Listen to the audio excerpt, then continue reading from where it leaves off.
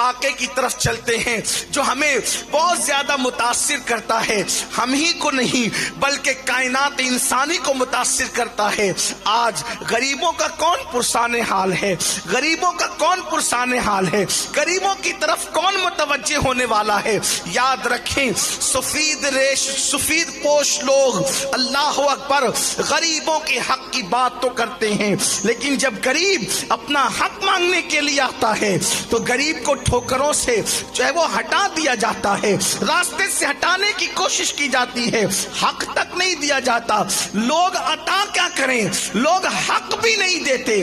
عطا اور حق میں فرق ہے، حق لوگ نہیں دیتے، عطا کیا کریں گے؟ اللہ اکبر۔ لیکن مصطفیٰ جان رحمت نے، حق تو اپنی جگہ ہے، مصطفیٰ جان رحمت نے غریبوں کو عطا کیا، غریبوں کو نوازا۔ مثال کے طور پہ دیکھیں، مکے کی سرزمین پر اونچ نیچ اور برادریوں میں انسانوں کو تقسیم کر دیا گیا تھا۔ مصطفیٰ جان رحمت نے حبشی اور عربی کو ایک مقام پہ کھڑا کر کے بتا دیا، نہ حبشی کو عربی پہ فضیلت ہے، نہ عربی کو حبشی پہ فضیلت ہے۔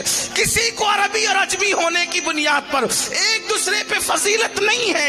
ان اکرمکم عند اللہ اتقاکم۔ ہندوستان میں غریب نواز نے یہی کیا کہ اللہ اکبر، یہ نیچ ذات کا ہے، یہ اونچ ذات کا ہے۔ غریب نواز نے ختم کر دیا، فرمایا کلمہ پڑھ لو اور سب کے سب ایک صف میں کھڑے ہو جاؤ۔ اسی لیے سرکار غریب نواز کے ہاتھ پر 90 لاکھ لوگوں نے اسلام قبول کیا۔ یہ تاریخ میں یہ جو بات ہے بڑی اہمیتوں کی حامل ہے۔ میں عرض کر رہا تھا کہ دیکھو، جس کو کوئی نہیں پوچھتا تھا اسے میرے نبی پوچھتے تھے، اور میرے آقا علیہ الصلوۃ والتسلیم کیسے رحم کرتے تھے، اس طرف چلے ہم، پھر آپ کو پتا چلے گا کہ کس طریقے سے میرے آقا صلی اللہ علیہ وآلہ وسلم نے ان لوگوں کی فریاد رسی کی جن کا کوئی پرسان حال نہیں تھا۔ مثال کے طور پر ایک خاتون، اللہ کے رسول علیہ السلام کی محفل واعظ سجی ہوئی تھی، اللہ کے پیارے محبوب مصطفیٰ جان رحمت خطاب فرما رہے تھے۔ میں اپنے جوانوں سے خصوصی توجہ چاہتا ہوں۔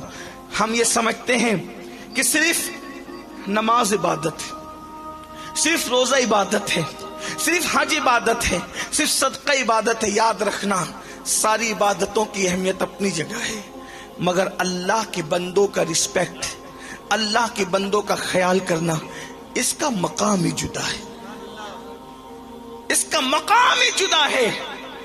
فرمایا گیا، اللہ کے قریب جانے کا راستہ، اللہ کے قریب جانے کا راستہ لوگوں کے دل سے ہو کر گزرتا ہے۔